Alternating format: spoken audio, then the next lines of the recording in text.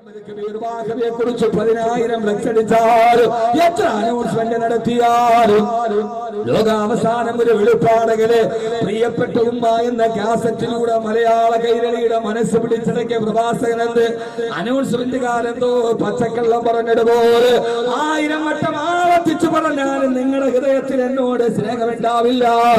ഏതുവരെ മുസ്തഫ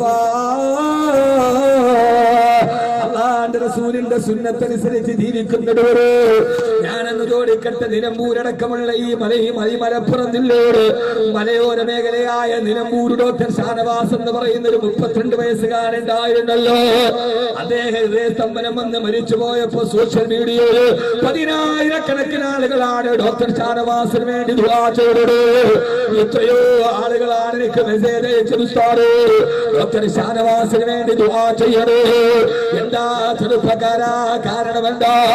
നിലമ്പൂർ ഹൃദയസ്തംഭനം മൂലം കാല് സഞ്ചരിക്കുമ്പോ ഹൃദയസ്തംഭനം വന്ന് മരിച്ചുപോയ ഡോക്ടർ ഷാനവാസല്ല. നിന്നെ പോലെ മറ്റയുള്ള മാംസമുള്ള വികാരമുള്ള ആ ചെറുപ്പക്കാരൻ ചെയ്തതെന്താ? ആ ചെറുപ്പക്കാരന് വലിയ താടി ഉണ്ടായിരുന്നില്ല, ആ ചെറുപ്പക്കാരന് വലിയ തലപ്പാവുണ്ടായിരുന്നില്ല, ആ ചെറുപ്പക്കാരന് വലിയ വെള്ളക്കുപ്പായത്തിന്റെ വേഷമുണ്ടായിരുന്നില്ല. പക്ഷേ രാവിലെ മുതൽ വൈകുന്നേരം വരെ പാടത്ത് പണിയെടുത്തിട്ട് ജീവിതത്തിന്റെ 2 അറ്റം തമ്മിൽ കൂട്ടുമുട്ടിക്കാൻ പാടുപെടുന്ന ആദിവാസികളുടെ ഇടയിലോട്ട് കടന്നു ചെന്നിട്ട് ആരോഗ്യരംഗത്തെ കരുത്തറപ്പൽ മത്സരത്തിന് പകരം ആദിവാസി കുടിലിൽ പോയിട്ട് പുഴുത്തുനാട് കിടക്കുന്ന ആദിവാസിയുടെ മറിവില് ഒരു മ്ലേച്ഛതയില്ലാതെ മരുന്ന് വെച്ച് കെട്ടിയപ്പോ അനേക മരുന്ന് മാഫിയക്കെതിരെ പോരാടിയപ്പോ പാവപ്പെട്ടവരുടെ ഡോക്ടർ എന്ന പേര് ആ ചെറുപ്പക്കാരൻ അറിയപ്പെട്ടത്. ആ ചെറുപ്പക്കാരൻ ചെയ്ത ജോലിയടാ അതാണ് ഇത്തിബാഇൽ സുന്നത്തിനെ നബിയിൽ മുസ്തഫ.